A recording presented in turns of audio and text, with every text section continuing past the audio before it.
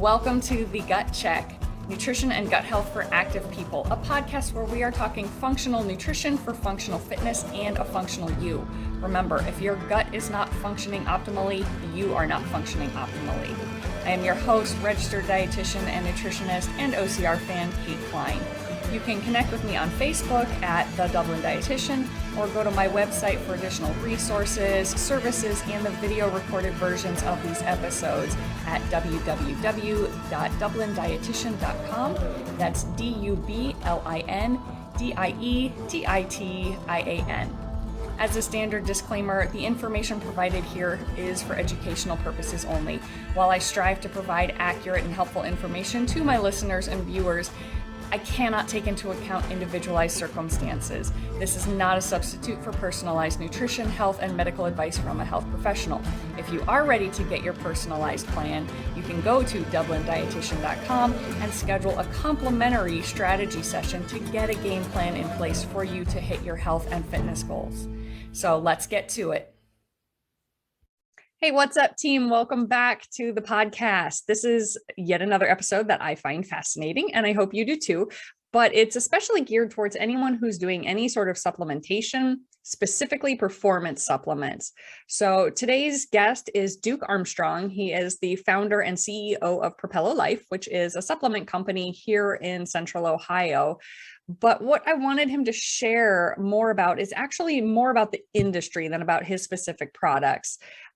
He has been working with like Abbott and EAS and all sorts of different companies for over 15 years before he decided that there was a lot going on that didn't align with his philosophy. So that's when he started and kind of went off on his own.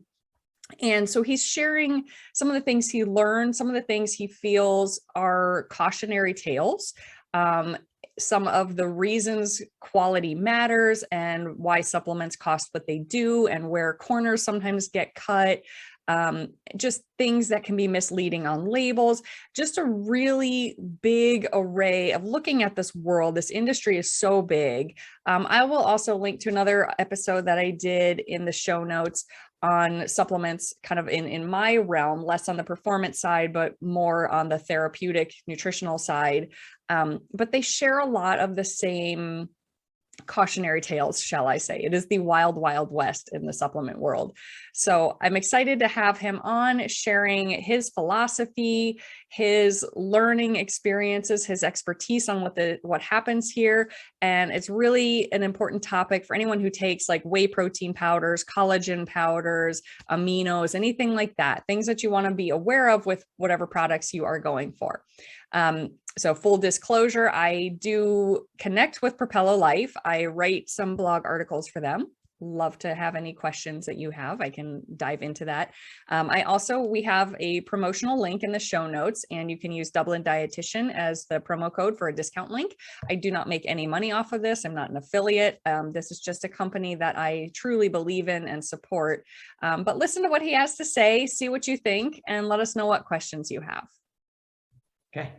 Okay, so welcome back, everybody. Today we have Duke Armstrong talking. He's the founder and CEO of Propello Life supplement company. He's a husband, father of 3, fitness enthusiast, and I'm really excited to have him come share about his expertise in the supplement world and what goes on there. Propello Life, small family-owned business that works with premium natural supplements that meet standards we really should hold our own foods to as well. And I became a fan of their products because they are non-GMO, free of the artificial ingredients. They're backed by science and research. They're just simple. And, Duke and I have talked a lot about how he formulates these, and I wanted to be able to share that with you guys, like what goes on behind the scenes. Duke has a huge passion for helping others find their healthiest lives, live their best lives. And that's really been the driving force behind his company. So Duke, could you give us a little more background? Like what was your training and what sort of experiences led you down this path? Yeah, definitely, Kate. Thanks for having me on. I really appreciate it. Yeah, so I got into the supplement industry by chance. So I was a, soccer player growing up. I, went and played through collegiate sports over at Wittenberg University, loved it, and then landed at Abbott Nutrition right outside of college. Okay. And I worked there 10 years. The first 5 years was all in engineering. So I was in the manufacturing facilities, in the warehouses. So I basically saw how a nutrition company made, stored, shipped nutritional products. And one of the projects I had led me to working with one of the sales and marketing teams on a project for Walmart. And that just opened my eyes to, man, I really like the other side of the business as well. So I got my MBA, and I just by chance got lucky and got a job in international EAS and Zone Perfect. And I was doing all the sales and marketing internationally for this small piece of the business. And that was it. Wow. Okay. Hook, line, and sinker, I was sold. You got in. I was like, oh my gosh, sports nutrition, sports, and a career. Oh man, like I plotted out my 30-year career at Abbott. I'm like, ooh, I'm gonna do this, this, and this, and this. And I loved it. And then unfortunately, you start to see how business decisions are made as you go higher and higher within organizations. And then you start to understand priorities, and you start to learn that big businesses really just kind of care about profits and bottom lines. Yeah. And so then it was like, and at the same time, when Abbott bought EAS, they brought in the entire gym from EAS. Was a small business that blew up and got, huge through Bill Phillips. And they brought the gym and they hired a personal trainer for that gym, and it was free to Abbott employees. Okay. And so I just started going all the time, and I just started talking with this guy, and I just started reading book after book after book. And I just went down the rabbit hole of natural, holistic, whole living. And so I was going in one direction. Abbott was kind of staying their course. Nothing wrong with that by any means. This is not anything. It's just, I wanted more, and I wanted better, and I wanted natural and clean. And so I finally parted ways with Abbott after 10 years and was basically like speed dating companies. I was like, I want to be with a small to mid-sized company. I want to kind of be just below the C-suite. So I want to have a decent say, and I want them to be natural, and I want them to be clean and, morally driven. And after, everyone talks a good game. But then after, 3 to 6 months with each one of these, you realize, ooh, they're cutting this corner, or they're doing this, or they're doing that. I like what they're doing here, but I don't agree with this. And after about 18 months of working with raw food companies and allergy-free food companies and natural supplement companies, I kind of started to piece together exactly what I wanted in a company. Kind of take the good, remove the bad. Mm-hmm. And I sat down with my wife and I said, I want to start my own brand. I was like, I didn't leave Abbott to do this, but this is kind of where we're going. Mm-hmm. And so, but I said, but it's going to take me another 2 years to get there. So I got headhunted. I took a really high paying job. I worked at that company for 18 months, and we did it in under 2 years. And then we kicked off Propello Life. But so like I've worked for Bang energy drinks. I've worked for EAS and Abbott. I've worked for a true startup raw food company. I've worked for an allergy-free food company. And gosh, I've seen so much. It's been awesome. So a lot of experience, but you just felt like nothing quite aligned with your philosophy. Yeah. So I guess where I put Propello Life was I wanted natural. So something that could be sold at Whole Foods, but something that could, like, you look at the ingredients, you look at the performance of the product, and it could be in a GNC or vitamin shop. Like it passed the sniff test, and okay, this ingredient does this, the science is behind that. Because what you saw a lot at Whole Foods was you had some clean proteins, but they really had no aminos, no pre-workouts, no energy, they didn't fill in any of those sections of the sports nutrition. Kind of the performance supplements. Yeah. It was really just a bunch of protein. That is true. I never really thought about it, but I haven't looked in a while, but yeah. They've added a few things, but still it's not good. It's not, they're lacking in formulation, and they're lacking even further in flavor. And then so then I wanted to be able to like stand up to the formulas and the performance of the GNCs, but be clean, because you have no idea what you're getting in those places. I mean, it's mostly artificial everything. It's chemical based this and chemical based that. And then on the dark side of it, and it's typically not at the GNCs and vitamin shops because they have very strong requirements of what they let. But like Amazon, you go to Amazon or online and you can find just about anything. Mm-hmm. And that can become the scary gray. And let's not even get started on food fraud that happens on Amazon. Oh my gosh, it's wild. So, I mean, there's companies that have put Adderall in pre-workouts, so that you obviously, yeah, it's wild. You're focused. Yeah, you're very focused. But you want to know what you're putting in your body. And that's where you kind of get to that scary, ooh, can I trust this space? Is, people have done things. And so I wanted to find that overlap between the natural world and the safe world with the performance world. And so that's really where Propello Life wanted to be, was you can trust our science, that you're going to get performance out of these, and you can trust the cleanliness and the values and the safeness of the products, that they meet label claim, and you can understand and read all the ingredients and all of those things. So it really came down to performance and trust. Mm-hmm. Yeah. And that's one of those things I know. And I've talked with people where, like you mentioned, companies start to cut corners and they're trying to get their products noticed, but they're trying to, hit a price point. And what I have found with the therapeutic supplements I use for medical issues is that when those corners get cut, we're now either reducing safety and or efficacy or effectiveness of the product. So since you've had those experiences, can you walk us through a little bit about like how that whole process works about, determining safe ingredients, meeting FDA regulations or other certifications, product sourcing?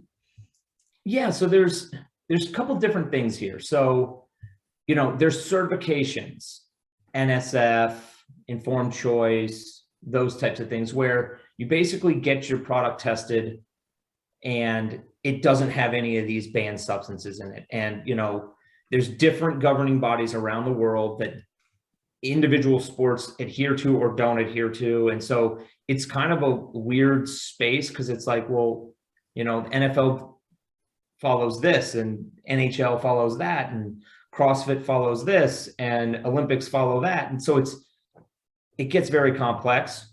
That is our stuff is free of these types of ingredients, and it doesn't test positive for certain things that could be banned, that could prevent an athlete from playing.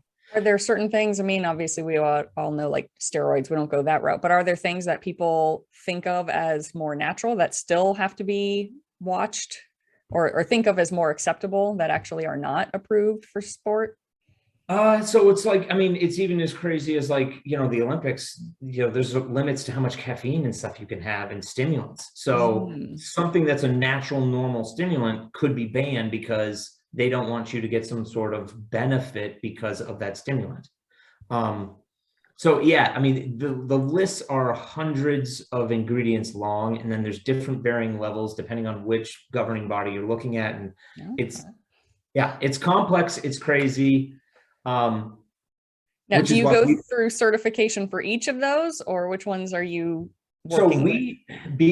So then the next thing is, okay, so we work with only informed choice and NSF certified facilities. Okay. So the facility is certified, and that means that the raw materials coming in there are tested and certified. The finished products at the manufacturing facility are tested and certified. And so that facility is clean. Mm-hmm. If I wanted to put the logo on my tub, I'd have to spend thousands of dollars per year and then fees per batch to do that. So I don't, because I'm a small business, family owned, and you can't, you can't do it. It's just expensive. But heck of a budget. So you can use the facilities, but you just can't use the label officially. Yep. And so I've got statements from the facilities. I've personally toured the facilities. I tour my manufacturer every year. I didn't during COVID because I wasn't allowed. But yeah, so it's more about like, I've gone through all the same processes without cutting the big fat checks on an annual basis to put these logos on my labels. So that's like the last step. So that was like my whole thing of, like organic certification. It's not that, not that difficult to get. It's expensive. And so you get these big companies and you go to Costco, you go to Walmart, you see the organic certification or, this certification or gluten-free certification or that. They're using ingredients that have been certified gluten-free, organic, or what have you. Mm-hmm. Pop-Tarts are certified organic. You can buy an organic Pop-Tart. So just because something has a certification doesn't mean it's healthy, high quality. So there's certifications in cleanliness, but there's also quality of ingredient. Mm-hmm. And so one of the analogies I always love doing is, hey, you want protein, you want meat, or you want protein? Okay, well, there's Taco Bell meat and there's filet mignon. I like that analogy. They're both meat, but very different quality, and both could be certified organic. Mm-hmm. So just kind of a little like, quality, cleanliness, and then price. So there's a lot of different things you can do in the US food market that you can kind of get away with certain things. So it's pretty lax. Yeah.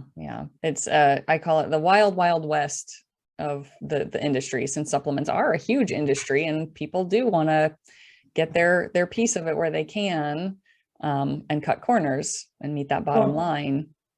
Yeah, and like one of the things, so like every so often, I haven't heard of one recently, like in the last 2 years, but Consumer Reports does their reports on things. Mm-hmm. And the last two that I heard of were, the last one was heavy metals being found in proteins. Mm-hmm. I think lead is one. Yeah, lead, arsenic, cadmium, some bad stuff.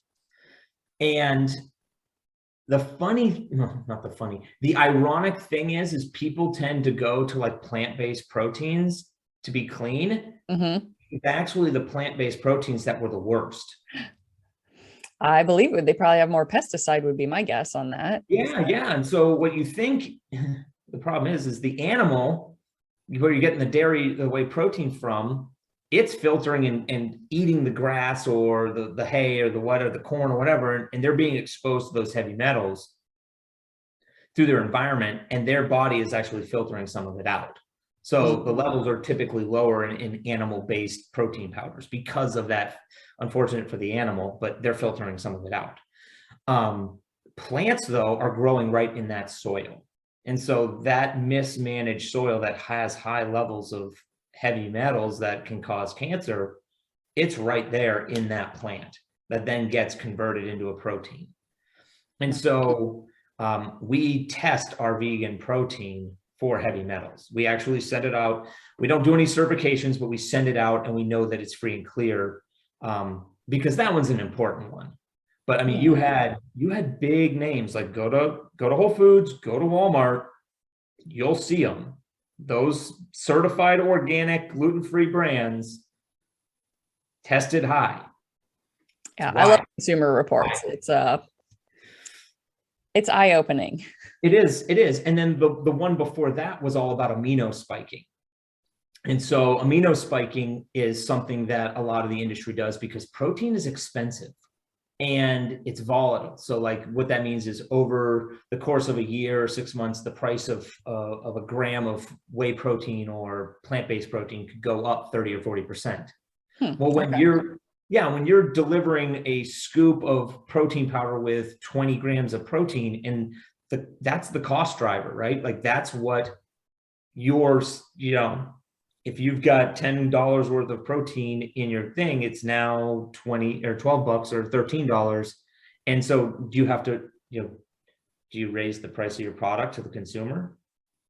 Or it's tough, right? Yeah. And so amino spiking, there were some big brands sold at some big stores that got caught amino spiking. And amino spiking is, when you lab test for protein content, it's testing aminos because amino acids make proteins.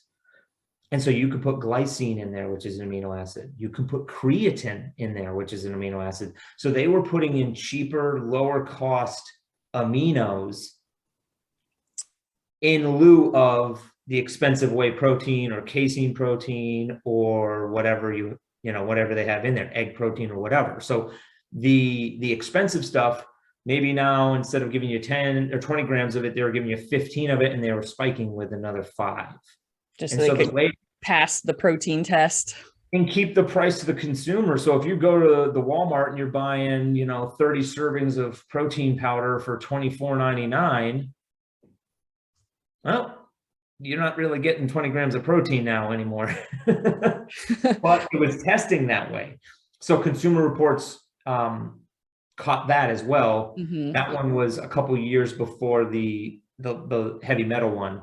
But I mean, it's wild what you see. And well, and I know there'd also been a situation like that. It was a protein powder where I guess I didn't know the why they were doing it, other than cutting corners probably, or just quality control failure. But it actually ended up being a protein powder that only had like 2 or 3 grams of protein, and it had like 15 grams of carb instead. So they had some sort of other filler in there. But their label didn't show that. Their label said it was still a protein powder. I bet that protein powder tasted great. I bet it did. It got all the awards on the taste. Oh man. Well, that's even, maltodextrin. Woo, that's a cheap ingredient. There you go. That's a good filler. So so with all this, so I guess kind of a pair of questions there. One, what are the methods of quality control, but also of accuracy? I guess, how would somebody know if their food label is accurate to what's actually in a thing, or how do you know to make sure that everything you're getting is what you're expecting to get from your supplies? The short answer is integrity and trust.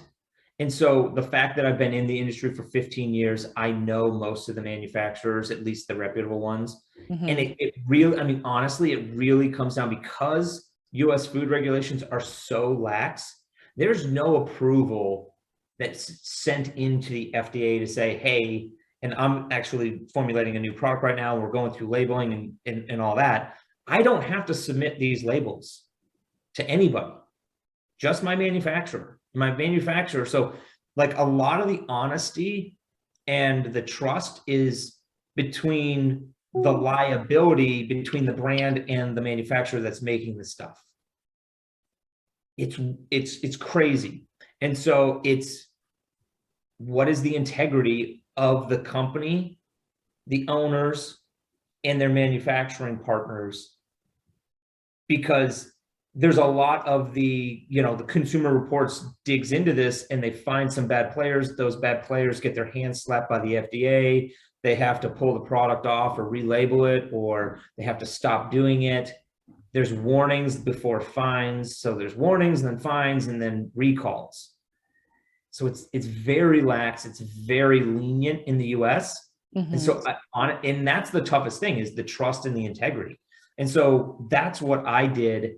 And it's one of the biggest drivers behind why I started Propello Life, is you have to control it all the way from raw material selection to the consumer's hand. And if you don't know who's going to cut what corner at what time. And so that whole like carb thing, I know the manufacturer that did that. I know who that story I'm referring to. I know the CFO who authorized the COO to do it. And the president of that manufacturer did not know, at least allegedly. And so like the brands that got hurt by that had, for the most part, I'm guessing 1 or 2 brands said, hey, I need to do this. Can you do this? And they did it. And then the CFO goes, ooh, that's pretty profitable for us. Let's do some more of that. Oh, yeah, it's wild. But yeah, I was heavily entrenched in the bodybuilding side of the industry when that whole thing, the bulk of it happened. And I know the manufacturer that did it. And and a lot of the brands that got impacted by it had no clue it was happening, which is wild. And then there was a couple brands that actually asked for it to be done.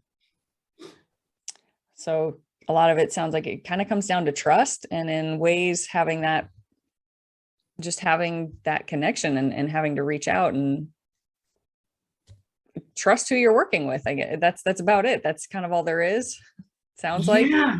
Unfortunately, I mean, yes, the certifications help, but like I said, certification, you can have maltodextrin organic, like you can have a sugar organic. That doesn't mean that you're getting 20 grams of protein in your tub. It means it's organic, like what you're getting is organic. But yeah, it's tough because there's very low barriers to entry in this industry. There's a lot of potential for corners to be cut. And the impacts are retrospective. They're after the fact. So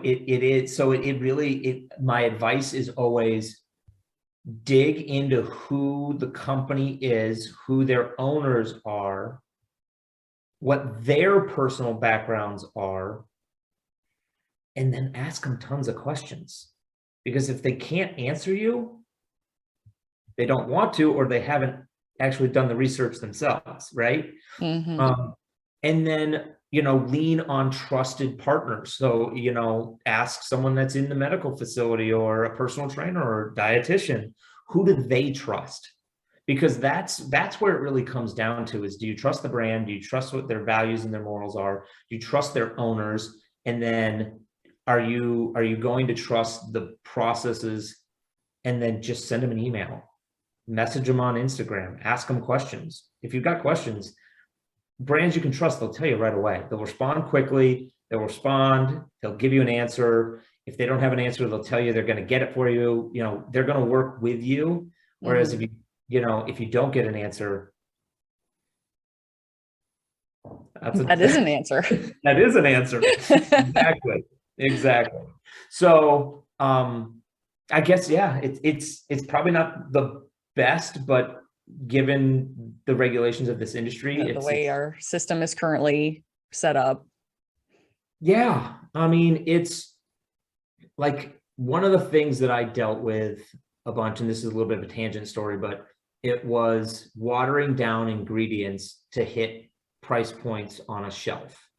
And so when you sell at the big box stores, the grocery stores, they will come to you and they'll say, you need to sell 30 servings of protein for $24.99. Just as an example. I don't know if that's what they're selling them for right now. Okay. But they'll say consumers will pay this. And then they'll say, but since we're selling it for $25, we need to make 50% profit. So I need to buy it for $13. And then the manufacturer goes, well, but I need to make 50% profit. So I need to put $7.50 into this product. But I've got $2 in packaging because I got to buy a cap, I got to buy a tub, I got to do a label, I got to do a tamper band. I've got to ship it from the manufacturer to my facility. Well, I got $2 in that. So I can only put $5.50 of ingredients in that tub. And they go back to their R&D team and they go, what can we put in this bottle that costs $5.50? Wow. So it's business setting pricing, not the producer, manufacturer, and person who's trying to create a quality product. Yeah. So that's if you're big enough to play with the big boys like Costco and Walmart and Target and Kroger and those guys. If you're going through GNC, then you're going through GNC is going to want 65% profit, not 50. And then they're going to have these other like things where they make more. Vitamin Shop's pretty much the same way. They're like 5 percentage points less. And then if you add a distributor in there, that distributor is going to need 20% as well. So just, take that $5.50 and turn it into like $4. Or I could sell you $25 protein and I could put $13 to $15 worth of ingredients in that tub. because I'm going to sell directly to you. And that was the simple math that I got to was I don't ever want to sell at a big box store because that pressure to hit the price points to sell the units and make the profit that the company needs to stay in business, you're gonna get to that point, that crossroads where it's like, do I sell or do I not sell? And the CFO always says sell, and they always say profit. And so that pressure goes, well, then, okay, we can't put the highest quality whey protein in there. We can't put that grass-fed New Zealand protein powder in there. Mm-hmm. What can we put in there that's, half the cost, but still, organic, certified, awesome protein? No, there's like 7 different grades of whey protein that you can buy out on the market in ingredients. Really? Yep. And they all vary. Circle back to that in a bit. I want to hear about that more. Yeah. It's actually it's mind blowing. So that's why I love that, Taco Bell filet mignon example, because it's like, oh, the light bulb goes off. I get that. Like, okay. So yeah, that's where it gets to is, your business partners. Your integrity has to get questioned then, it sounds like, if you even want to have a chance at getting your product out on that kind of level. Yep. I was with a company and they were selling 42 grams in an RTD, a ready to drink shake. So you pull it out of the cooler, you drink it, 42 grams of protein in there. And it was all whey protein. Then it became a combination of whey protein and milk protein being cheaper than whey protein. Okay. And then it became a little bit less whey protein, a little bit more milk protein, and some soy protein, because soy was cheaper than the other two. And over a course of like a 5-year period, they watered that thing down because 1, ingredient costs were going up, but 2, they wanted to make more profit. They wanted 5 more percentage points to the bottom line. Wow. Wild. And just quick side note too, for people listening, like there is kind of often a misconception. Well, a protein is a protein is a protein. And we won't dive into that right here, but it's not. And that example, I think you said, of filet mignon is great. And then also different things with different other nutritional components, different digestibility, and all sorts of other things. So that does make a difference, not only in your impression of a product, like if you think you're getting 42 grams of whey protein and kind of that integrity and honesty, but even if they were like fully upfront, like it's got X, Y, and Z, but you still have 42 grams, for people to realize, like these still have they are different types of proteins, and they do have different implications on inflammation, muscle recovery, roles in the body, breakdown, etc. So yeah, it's good to know what you're getting and why. Well, it's crazy. So I have answered the question, I think so many times that I don't know if I actually created an Excel document or not, but I've been asked so many times, why would I buy your vegan protein? And that's the name of my product is vegan protein, because again, I just always believe simple is best. I don't need fancy, crazy names. I just simple names, simple ingredients. That's what it is. Vegan's protein. It's all fully disclosed. There's no proprietary blends. If you have a question on a product, ask it, I'll answer it. But so I get a lot. Why would I buy your vegan protein versus Orgain? Orgain is sold at Costco. It is much cheaper than mine. It's certified organic. It's a plant-based protein. Last time I checked, and this was probably 2 years ago, it's the COVID black hole. Time it all blurs. But so I don't know, disclaimer, I don't know if they've changed their formula since the last time I looked at it, but they had 26 ingredients to R13. And they have a vegan creamer blend, which is like 6 different sub-ingredients of it. And the thing that makes me laugh around that is vegan creamer. Well, it's creamy. Cream is not vegan. Like why would we want to spell it with a K? creamer? I've seen that.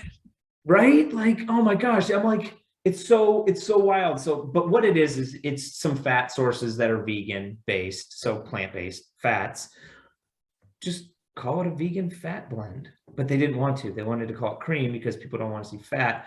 Anyways, and then they pair their protein, it's pea, a base of pea with rice. Rice is not a complete protein, and it's extremely inexpensive.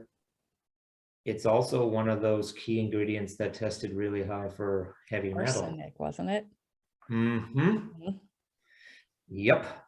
And so that's still ongoing. I remember learning about arsenic, gosh, back in like 2010, because I was working with women, infants, and children. And so there's this big alert, like all these kids on rice cereal. Brown rice. Yeah, brown rice. Yeah. So that's still kind of an ongoing problem then. It is. And it was part of, so 2010, I was at Abbott. It was like an earthquake through that facility because there was so much brown rice syrup in so many of our products. So we had to double check.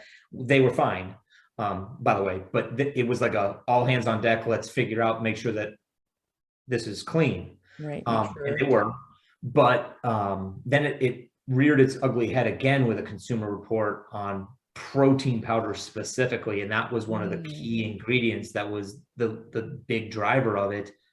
And everyone was doing that complete pea protein paired with a really cheap non-complete protein rice.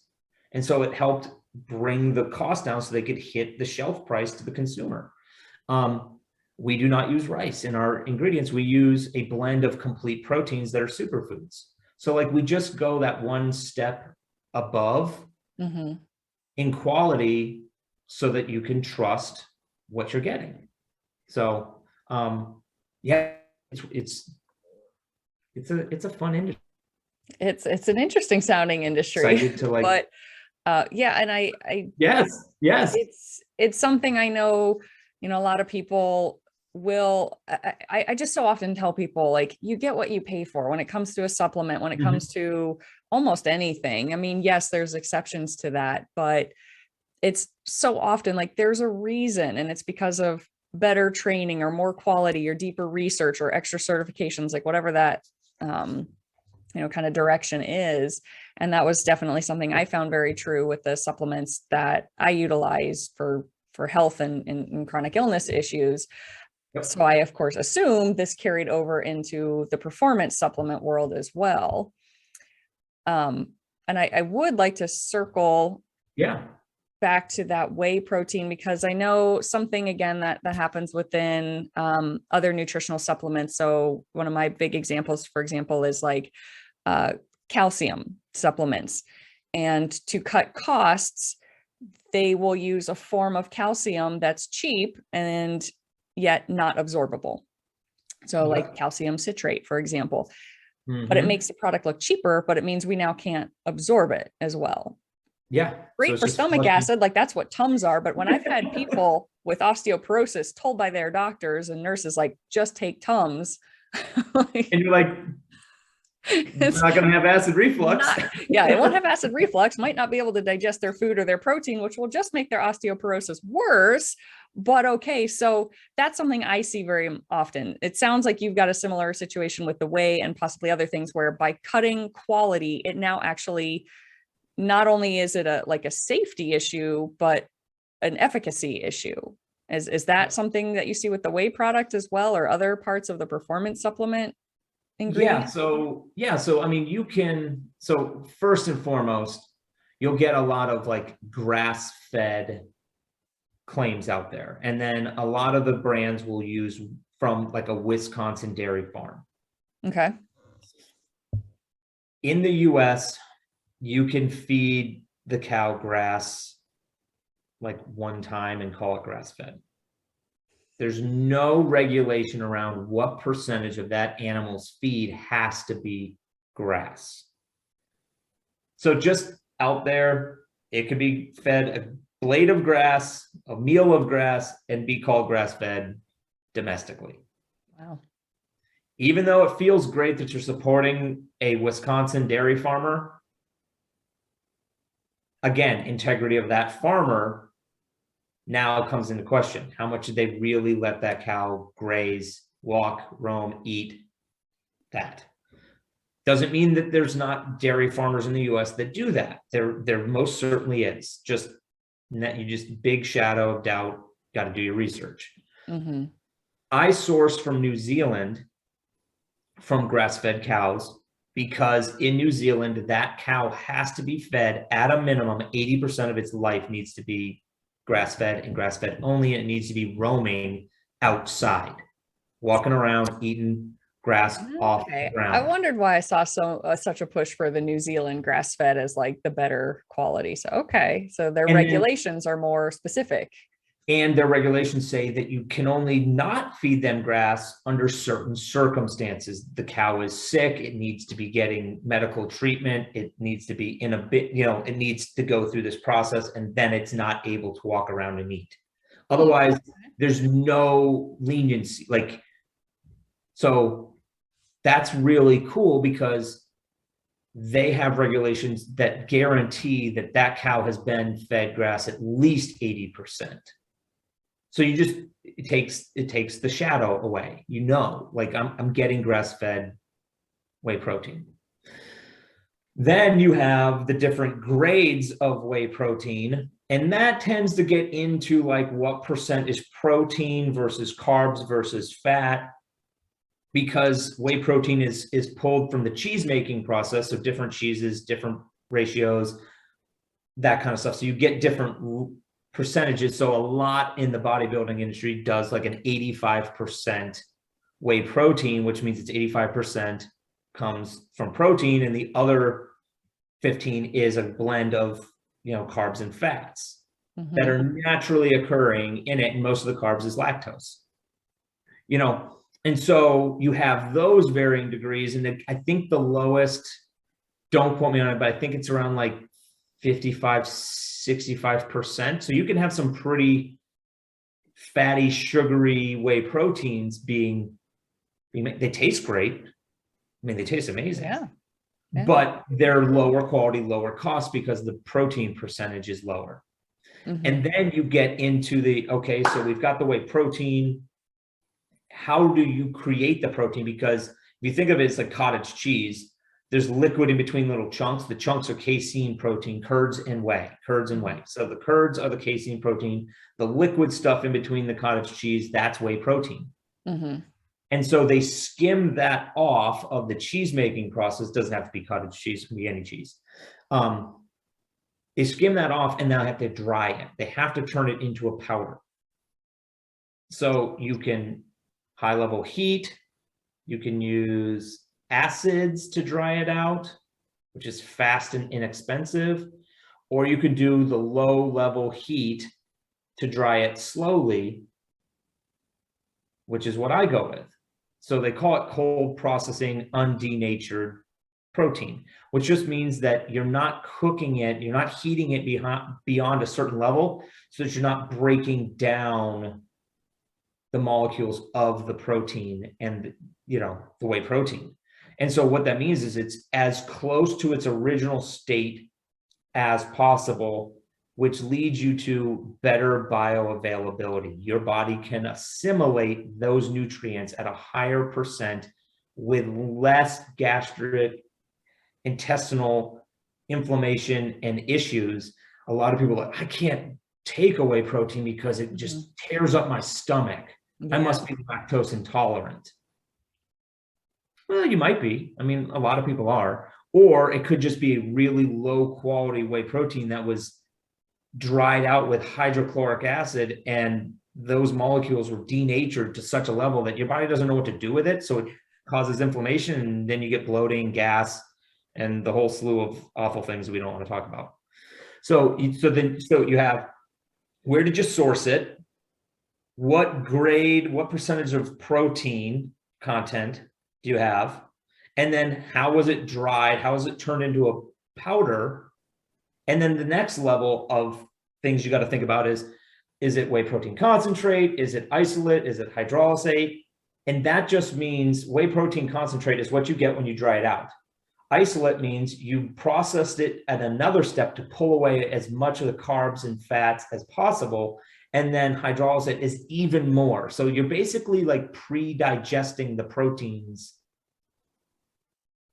so that your body just like you get less fats, less carbs, more protein, and it quicker absorption into your body is what they claim. And the, the bro science, the bodybuilders want the hydrolyzates and the isolates because, oh, I can't have those 2 grams of carbs in my whey protein. Oh, the 2 grams throw me off for the day. But no, it's not. No, it's not. It's 2 grams. If you're at that level, this conversation's probably not for you. Yeah, exactly. Like, it's just, I roll my eyes when someone's like, I need an isolate because I can't have those extra carbs. I'm like, my whey protein concentrate has 2.5 grams of carbs in it.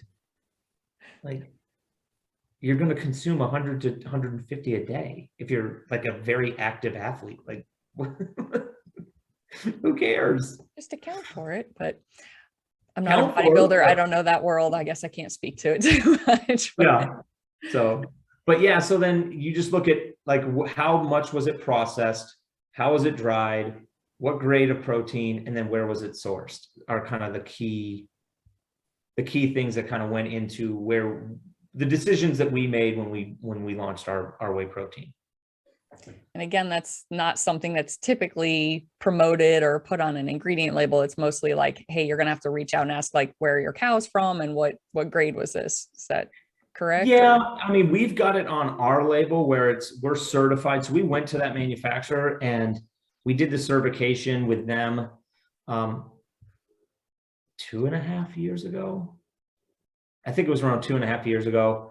And we were actually the first US company to go through their certification process so that it was from a specific supplier in New Zealand supplying that whey protein to us. And they certified us. We've got their badge on our whey protein. And so you see it right on the front of ours, like cold processed, undenatured, you see grass-fed, New Zealand, whey protein, those types of things. But it kind of goes unnoticed. We're getting real deep into the science here.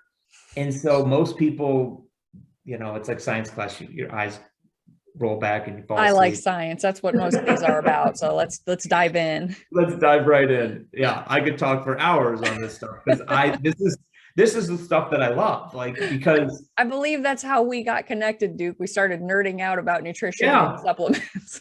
Yes, exactly. So it all comes back to the trust. Like, if you trust that the person that's giving you the information is the nerd and the geek about this stuff, then they've done their research. Yep. Well, and so yeah, it sounds like your labels have it, but a lot don't. Because for the most part, yeah. Timing, space, etc., whatever reasoning, maybe not wanting to share or going, hey, consumers don't necessarily know this, so it won't be relevant to them. Probably a whole bunch of different stuff. Yep, a lot of different reasons that would drive that. They don't do it, or they don't think it's going to resonate, or it doesn't fit on the label. I mean, that's one of the biggest issues with a lot of my products is we have so much we want to put on the label, but there's just only so much real estate. And not everyone can read a 4.5 font without a magnifying glass. And probably I imagine most people aren't really reading too many labels these days anyway. Agreed. Yeah. Agreed. Now, you mentioned a little bit about the digestibility and some GI issues, and that kind of tangents into another question I had, because I know you as well have been educating and advocating the role of gut health in health for everybody, but also especially for athletics. So what sort of things can you share about that, kind of with your own dietary patterns and with the products and the research that you've done? Yeah, so rein me in if I start going on too many tangents, but I mean, gut health, I am a firm believer, right? I'm a firm believer that the next wave of scientific discovery is about health is going to be about gut health. I mean, it's already starting. It's starting, thankfully. And so we have weirdly sprinkled in gut health into a lot of our products. What we don't tell you, we're just doing it. Like we've got glutamine in our aminos, and we've got aloe vera and other things in our collagen, and we've got inulin in our vegan protein. Like we have sneakily put in things to help your gut with or without your knowledge. Unless you read the label. So guys, unless you read the label, and then you see it and go to our website and read all the different stuff about it. So this has been a big passion of myself personally, is, healing my gut over the last decade and trying different things. And my current kick that I'm on is eating a specific amount of fermented foods, just to make sure that, gut flora and all that stuff is healthy. And so it's like, it's not like, hey, I do this one thing, my gut's healthy, I'm good, for the next 10 years. It's gut health is a constant thing, and you're the expert in this space, which is, why I love talking with you. But like, you've got different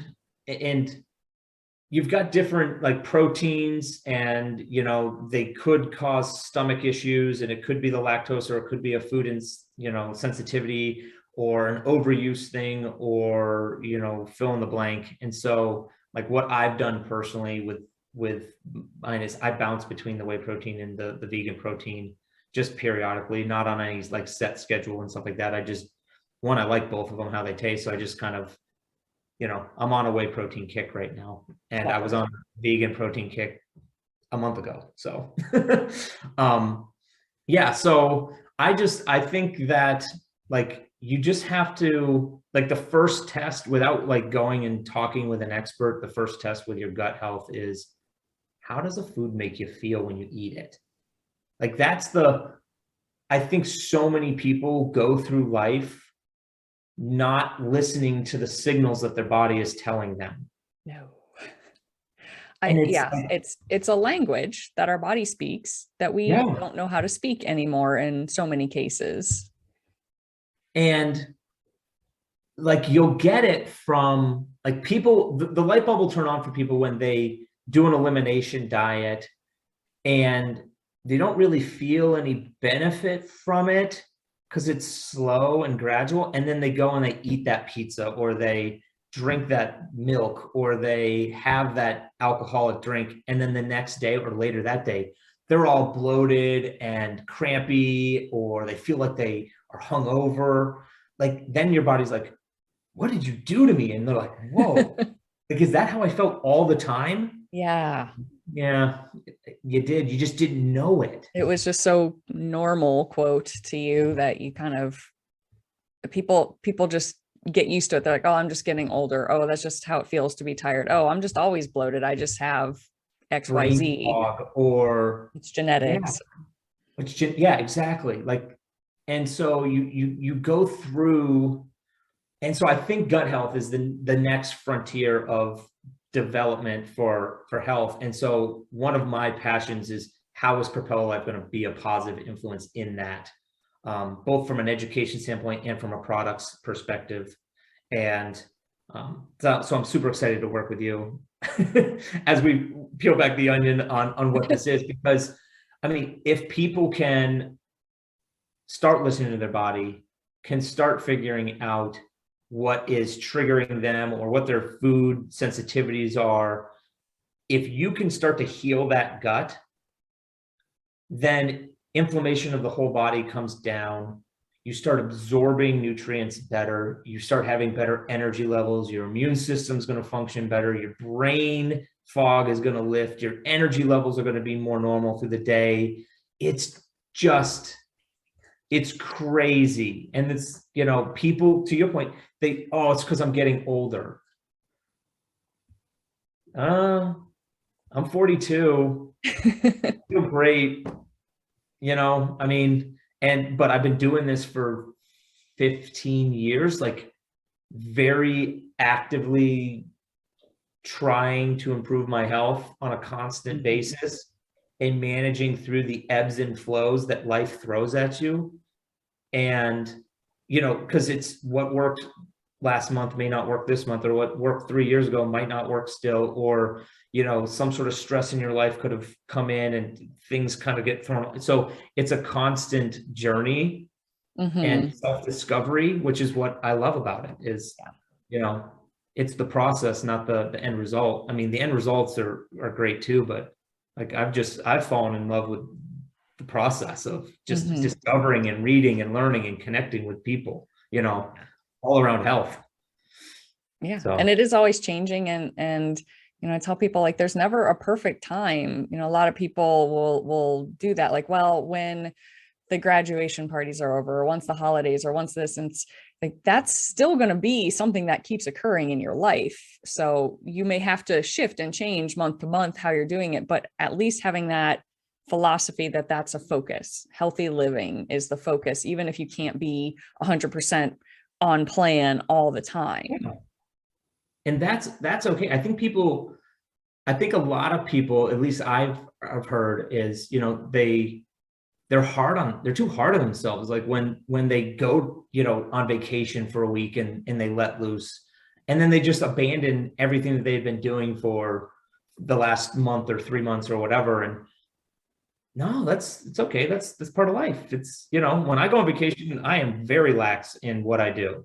I sprinkle in some of my normal things, but I understand it's vacation and you're going to be eating out a lot more, and you're probably going to have a lot more adult beverages and those types of things. And guess what? That's just real cool. Like, that's fine. I will come back and I will have retained water and feel puffy and bloated, but guess what? I get right back onto the healthy habits as soon as I get back. And within 3 to 4 days, that water weight has flushed out. That inflammation level has come down. But it's different for everybody. Like, everybody's genetics are different. So you got to start to like listen to your body and understand, what it's telling you, and just, cut yourself a little bit of slack. It's okay. It happened. Yeah.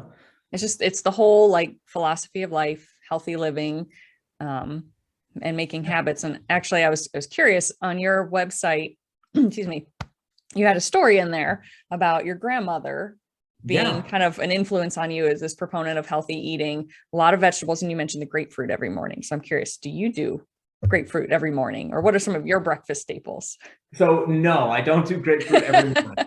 You don't follow grandma's old traditions. No, but I didn't even know it at the time. Like, it was so funny because I was such a meat and potatoes kid. Like, when I started dating my wife in high school, I'd go over to her house, her family's house, for dinner, and they'd have a salad plate, like, off to the side, and it'd be this little like salad. And I'm like, what do I do with this?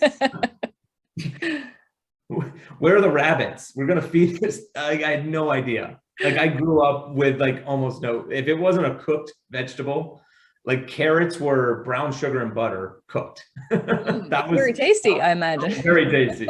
So like, I have come a long way, is all I can say. But I just remembered thinking back on all the different little healthy habits that she was just doing throughout her whole life. And it went unnoticed until I retrospectively looked back on them, like, wow, like, she knew some things. And that was awesome. And so like, I didn't realize what she was doing until I realized for myself what I needed. And that was kind of a big aha moment for me. My breakfast routine, okay, it ebbs and it flows. That's fair. That's good. Yeah, I would say some of my bigger ones are, usually I work out in the morning. So I get up and I go and I work out, and I work out for the most part fasted. I have, I sip on my pre-workout as I go to the gym throughout my entire workout.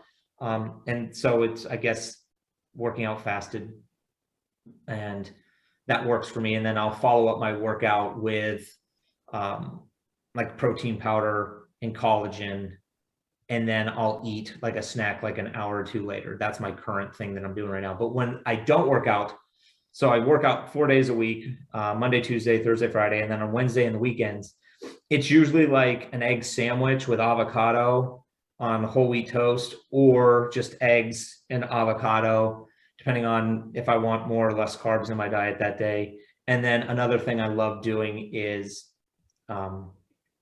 oatmeal. So steel cut oats, a scoop of vegan vanilla protein and a scoop of collagen with 1 to 2 tablespoons of peanut butter. I like that. That sounds good. All mixed in. So it's like awesome carbs, protein, and fats. And it's like, oh my God. And it tastes like a dessert. It's so good. And it's like it's not Skippy. It's not the high sugar, peanut butters. It's the more natural stuff. Natural good stuff. Oh, those are like my two favorite things for breakfast right now. If I'm doing like an actual meal for breakfast on the non-workout days. Yeah. But I think I like that. Balanced, healthy, whole foods. Yeah. I think breakfast is the one thing I always, when I talk to people about, okay, how do I take that first step to be healthier? And most people are going to eat 3 main meals a day. Mm-hmm. And so I'm like, well, dinner is you're either on the go or you're out in public or you're with people or it's social. So that one's a tough one to make healthy because so much of social life is not going to be the standard American diet's not healthy. Right. So that one's a tough one to control. And then lunch is a little bit less, but that can be, at the office or in a group setting. So that one's tough to control too. So I would just say, if you want to make a 33% improvement in your diet right away, I was like, nail your breakfast. High protein, low sugars, healthy fats. It'll help regulate your blood sugar. You won't have those big cravings. You'll have good energy through the day, and you're going to set yourself up on the right trajectory for the rest of the day. Boom. Like breakfast is where it's at, in my opinion. Just nail that. And, you've taken a big step in the right direction. And that's like the first thing in your day. So it already puts you kind of in a good mindset to take on the rest of the day. Yeah. And like my wife cannot work out fasted. It just doesn't. She's tried it. She's tried intermittent fasting. Her body screams at her when she does it. So it's like, then don't, intermittent fasting works fine for me. I don't do it. I did it for like 2 years to see what it would do for me. And it was fine. Like I actually had a lot of benefits, but I went down to about 165 pounds because of it. And I'm like 180 right now. Mm-hmm.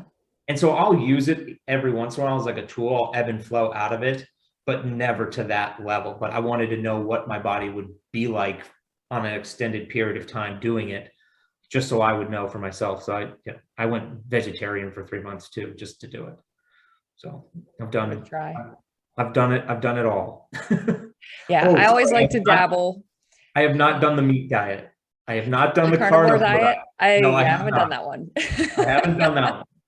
But I've dabbled with a lot. I like to kind of understand pitfalls and how to make it healthy if you're going to do some of those more potentially restrictive ones, but they can be done well. They can be. They're tools, right? And different bodies, different genetics are going to respond differently to different things. I mean, some people had some really good results with Atkins or keto or paleo or fill in the blank. That doesn't mean it's going to work for everybody. And so again, I just keep coming back to that, listen to your body. Your body will tell you if what you're doing is good or bad. It will. We just have to learn to speak that language again. Yeah. Now, I would like to ask if you have, because you've done a lot of research, you're very much kind of in the community and into kind of this world. Are there like a top 3 like books, podcasts, or resources that you would recommend for people who are interested in keeping up on this kind of information and learning more? Currently, I'm not reading a whole lot of books. I just seem to be too busy. So I do a lot of podcasts right now. I've been on the most recent kicks, because again, like I'm always doing something. I like the Huberman. Is it the Huberman show? I'm pulling up my thing because I was listening to it earlier today, actually. Huberman Lab. He does a lot on different various health topics. I just listened to 2 on gut health from him that were awesome. And then I've been listening to The Drive, Peter Attia. And then my guilty pleasures, I listen to the Joe Rogan Experience occasionally. I'll leave it at that. I've been listening to him too. So I like his different topics that he's Controversial. Very, very controversial. So, but no, I like how he tries to stay. I know where he's coming from, which is very controversial. But I like how he tries to stay very objective in the way that he asks the questions and has the conversation with the different people he has on. So that's been cool too. But Huberman Labs, very scientific. And then there was one other one that I was listening to, but I haven't been recently. And I can never remember if it's on Spotify. Let me see if I have it. Oh, it's called We Do Science. Yes, I love that one. They are yes, they're amazing. They are awesome, but that is science. Like you gotta want science to listen to that one. So that one's awesome. Yes, I listen to that one a lot. I've got some books that I purchased, so I have the ambition to read. 3 kids, owning a company. I've been spread a little thin, but I do have some gut health books that I do want to read, and I have them purchased. So they're sitting on the nightstand. It hasn't happened yet. You know, they keep you company. It's nice. It's a good feeling. They're there. I'll get to it eventually. Constant reminder. You got to read more. I've got this whole shelf of books behind me that are like that.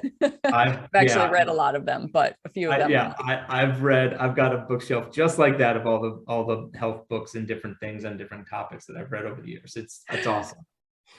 Oh, well, those are good. Yeah, I agree on that podcast. We Do Science is brilliant. Fantastic depth into that one. So I want to spin just a little bit here as we start heading towards a wrap up, because you and I could talk forever on this stuff. But I'd like to know a little bit more specifically about your company, the story behind your logo and your name. So I read about it on the website, but I kind of loved the story and the fluidity of the 7 circles. So can you share a little bit more? I know we've sort of touched on it actually, but something I'd like to hear from yours. Yeah. So we put, first and foremost, naming a company is one of the hardest things you can do. It's because you got to get a website and you got to make sure that it's not trademarked or copyrighted and like all the things you don't really think about until you go to try to name something. It's wild. Yeah. And so there were a lot of dry erase board meetings of us throwing out ideas, concepts, names, and then going on to the trademark list and seeing if we could do it, and then going to GoDaddy and figuring out if it was going to cost us 10 grand for that website domain, and all the things. But we came up with Propello Life, and then the logo is actually a rendition of the seed of life. So Propello, the Latin root for propello is propel. Propel means motivation in Latin. And so loosely translated, we came up with Propello Life, motivated life. So what is motivating you? And because we kind of boiled this down to, if you're going to change your health, you're going to change your habits, your life.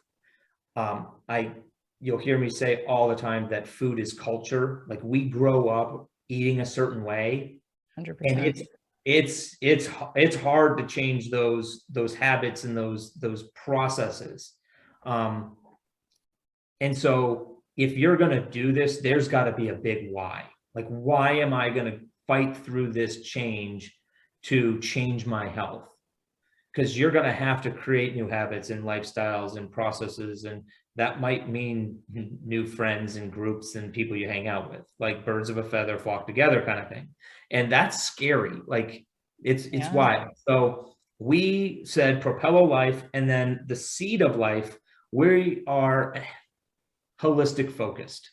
And holistic's a tough word. Like I bounce between like whole food based, natural, holistic, these types of things. It's really about finding a balanced life that works for you. And the 7 circles, if you look, we have 7 circles, 6 on the outside, 1 in the middle. And it's the 7 aspects of a healthy lifestyle. So when we broke this thing down, we said life and health is way more than just, hey, I'm going to go sweat at the gym, or hey, I'm going to be on this diet, this nutrition thing. It's all inclusive. It's overlapping. Each of the different aspects of your health, they interact with each other, and they're constantly changing based on what's going on in your life. So a new mom who just had a baby, she's not going to sleep so well. And sleep rejuvenation is a huge pillar of your overall health. And so if that one takes a hit, well, then other things might need to compensate and benefit from there. Or you just might be like, okay, this is just one of those, I'm gonna deal with this. It is what it is, a phase of life, and you're gonna cut yourself a little bit of slack. And, so you just kind of have to like look at each of the different things and what's going on in your life. And maybe you got a lot of stress at your job, or, hey, we just went through a pandemic, or, what's happening, right? Or maybe I'm training for this marathon and some things over here have to give because I'm going to have this very rigorous, intensive training protocol. Mm-hmm. And I'm going to have to really dial in my nutrition. So the one in the center is the one that's like you're focusing on the most. It has the biggest like focus in your life because of what's going on in your life. And so that could be dealing with stress because you're in a stressful situation, or that could be sleep because you just had a baby and you can't sleep, or that could be training and nutrition because you decided I'm going to do my first and ever marathon kind of thing, or, so that's what we want people to understand is life is about balancing those different aspects. They're constantly changing and it's a journey. And so, that's kind of like the passion behind why we created Propello Life. And it was kind of like we built it and figured it out through our own personal journeys. Mm-hmm. And so kind of as we went along and started learning and discovering things about ourselves, we're like, wow, that kind of makes sense. Like how that connects in with that, and what's going on here is influencing this. And, I think people could really like benefit from what we have gone through. They have to apply it to their life, but we could definitely kind of be their Sherpa on their trek to the top of Mount Everest, kind of thing. So, Yeah.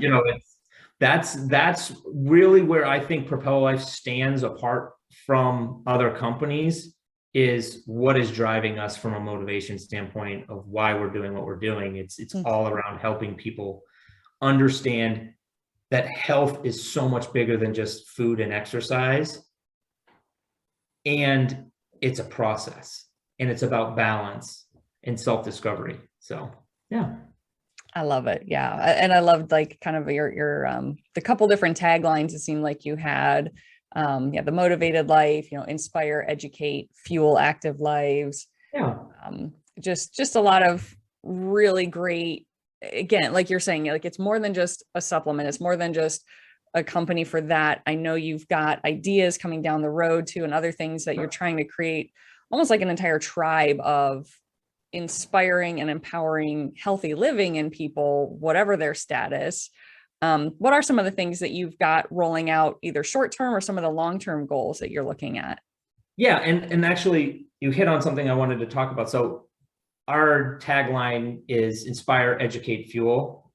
And so what we have found that works best for us is if you can reach someone's heart through inspiration, then you can get their attention. And then once you have their attention, you can educate them. And then fuel, like that's what we want to do, is we want to take action, right? You got to start moving forward. So we got to fuel that journey. And so inspire, educate, fuel is what drives us. And so down the pipeline, so we've got a very simple line of products. The formulas are very simple. They're fully disclosed. If you have any questions around what each ingredient does or why we have it in there, just ask us. We'll let you know. But the next big project I'm working on right now is a greens product, a superfood greens product, which I have wanted to do for 2 years. Just one, it had to be done correctly. And I just kept tweaking the formula over and over and over. And finally, I think we're here. And so We're here. We made it. Well, we haven't made it. We're on like iteration 8 of our label. Oh. Labeling is a big thing, but we're close. And so we've placed the purchase order. We're finalizing the labels, and we're going to have it this year. I can't figure out exactly when, because supply chains have been so messed up. What used to take 8 to 10 weeks now is like 16 or more. So there's a little bit of stuff going on there for the timing of when we're going to launch it, but it's ready and we're excited. Another big thing we're trying to do is we're trying to launch a new version of our website and an app. And so we just want the app to be more interactive and easier for people to use. So we mainly communicate through email, our website, and social media. And then this could be another mechanism to be able to communicate and for people to purchase and to connect with us is on this app, because we're finding that the algorithms for which you try to connect online, whether it's Google, Yahoo, Bing, whatever, or Facebook, Instagram, it's becoming exceedingly hard to connect with people. They want you to pay for that connection. It's just what it is. And so we want to streamline the process and be able to communicate with people on a very easy to go method. And the app is something I've got up in my head I'd like to do. And then the other big thing that I'm trying to launch this year is packages. So packages of you get a workout program that's customized to where you are and what you want to do for your goals, a nutrition package that ties right into those exact same things, which are goals and who you are, and then a supplement package to help you with the supplementation. Now, we are a whole food first company, so we want 80 to 90% of your diet to come from real whole foods, and our supplements are supplementing that diet. And so doing exactly what they're supposed to do. Yes, not replacing that diet. So it's not like, hey, this is a meal replacement. It's, hey, I'm an on-the-go mom or dad. I just, for whatever reason today, I didn't have time to make my egg avocado sandwich. I'm going to have a protein shake, and I'm going to put some spinach and some fruit in there, and it's going to have veggies and fruits and protein. And, that's an on-the-go breakfast. Or it's my stomach doesn't let me eat for at least 2 hours after a hard workout. So I'm going to drink this protein shake because I know I need to get some nutrients, but I'm not going to eat a chicken breast right now. So we understand that, supplements are part of the process, but they're not replacing the meals. And so we're thinking a package that allows you to have a direct communication with a dietitian, Kate.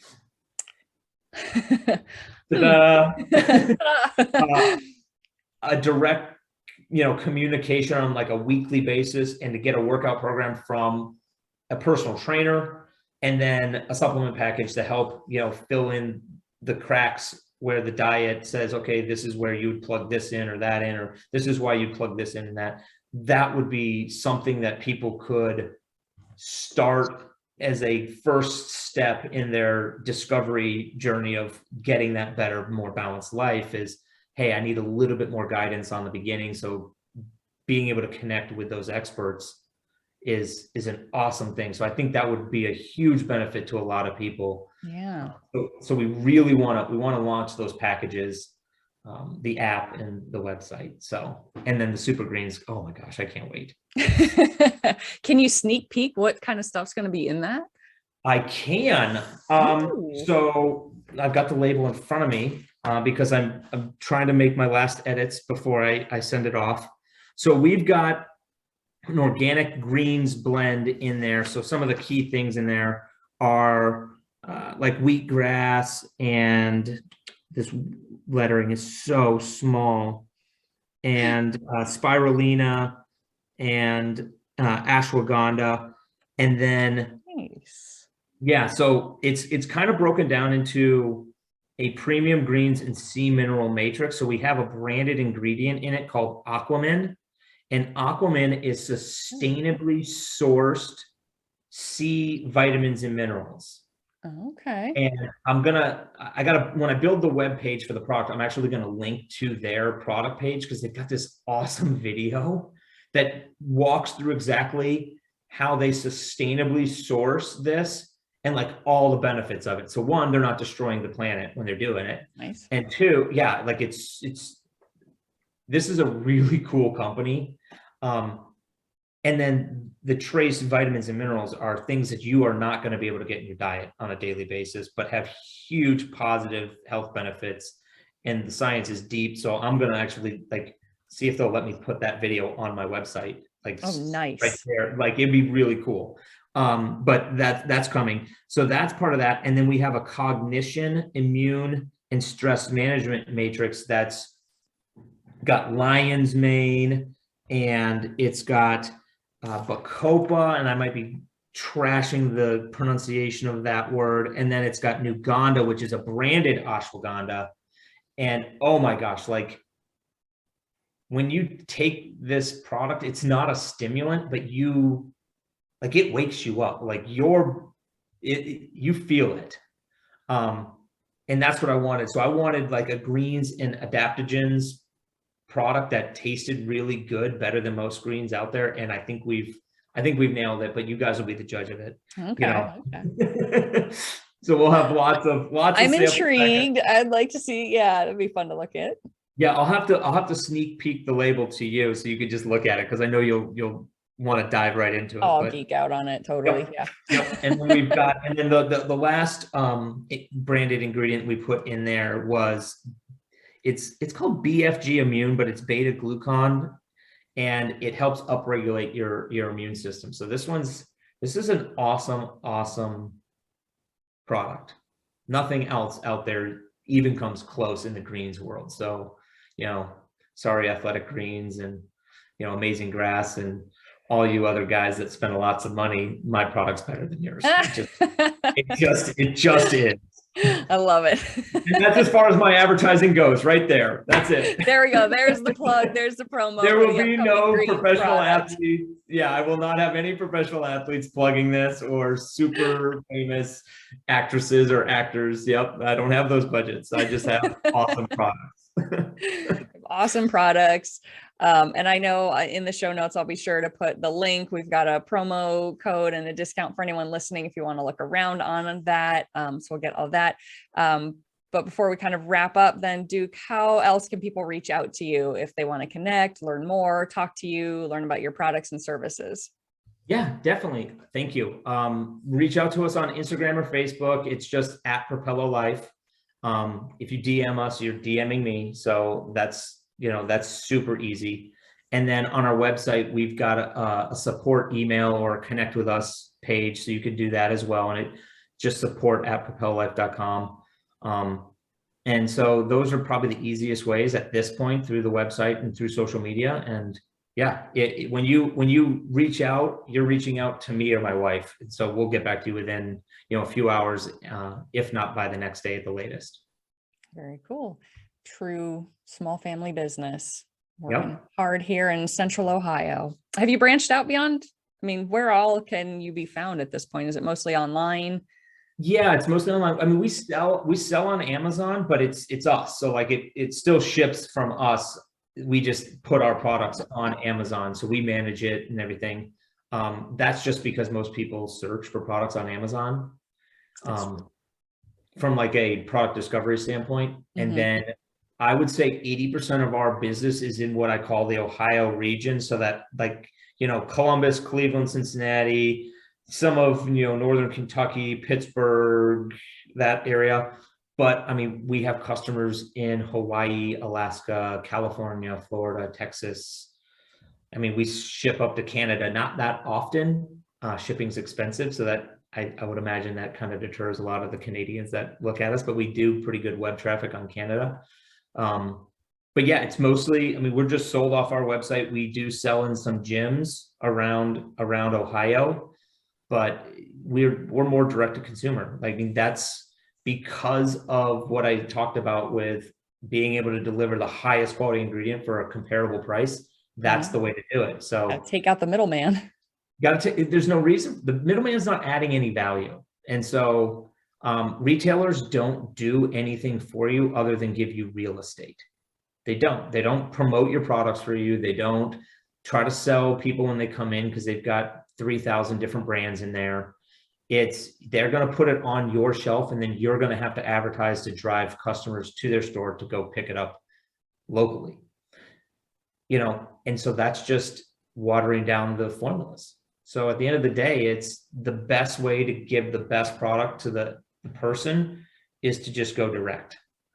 So that's what we do. Very cool. So all in all, quality matters. Know your products, know your companies, and ask questions. Yeah. Build that trust build your trust with whoever whatever products you're consuming, build the trust with that brand. I like it. Yeah. Well, do you have anything else to add? Or I think those were my questions. No, I just want to say thank you. Yeah. Thank you for having me on. I mean, I love talking to you, and we could probably do this every week and talk about something else. I say we could like dive so deep into the science and the research. I love it. Yeah. So I really appreciate you taking the time to do this. I already have ideas for additional specifics within performance nutrition that I'd love to dive into and kind of pick your brain and what you've learned there as well, and kind of collaborate there. And we'll talk about all that another time. But for today, yeah, thank you so much. Very interesting. I love learning about this stuff, and behind the scenes is fantastic. So I hope that's been helpful to other people as well, to kind of realize what's going on, how this industry works, and things that you should, like, pitfalls to watch out for, and things to look for on to make sure you're getting what you're looking for. Yeah. And thank you for having me. And if any of your listeners want to reach out and ask specific questions about the products that they have, I will answer honestly and objectively about whatever product or brand you're using. I will not be offended that you're using someone else's product. I'll give you the straight up answer on, hey, are they a pretty reputable brand or not? Because it's an entire spectrum, and I am impartial. There's some pretty stinking good brands out there, and then there's some really shady ones too. So yeah, with any industry. Feel free to reach out, and I'll give you a very honest, objective answer. Love it. All right. Well, thank you guys for listening, and I will talk to you all next week, and feel free to reach out to Duke. And again, all the links will be in the show notes. So have a great week, everybody. As always, guys, thank you for listening in. I think this is a topic that's critical for people to learn about, because there is such a push, and I get it. Everyone's trying to save money, cut corners. We're trying to watch our budgets. But I do think in the wild, wild west of the supplement world, it is important to understand what goes into the cost behind supplements, so you know what you're getting, and you can be very mindful about what you're putting into your body. And I also want to say that Duke and I recorded this episode a couple months ago, but I held off on releasing it until we could say with confidence the Cognigreen supplement is now available. So that was recently added to his shop on the website. I haven't tried it yet, but I have looked at the ingredient list, and as always, it really does just look stellar. It's a good, solid ingredient list of things with good research backing. So check the link below if you want that discount code. Again, I make nothing off of that. It's just my way of supporting them and Duke's way of providing a discount to listeners. So that link, along with the discount code together, will get you a 10% discount at any time. So save that link. You can use it recurringly. And I also wanted to add, I didn't mention at the beginning, but part of what I've done, I think it was actually while we were recording this, I was dealing with arthritis. If you've heard, there was a Gut Check podcast where I did some research review on arthritis and healing it, reversing arthritis, and kind of what my theory behind it was. And so I had been using his collagen as a core supplement with that, because of the vitamin C that allows for better absorption, the research behind that. That's all in that podcast. So that is linked below if you're interested in learning more about how collagen plays a role in reversing arthritis.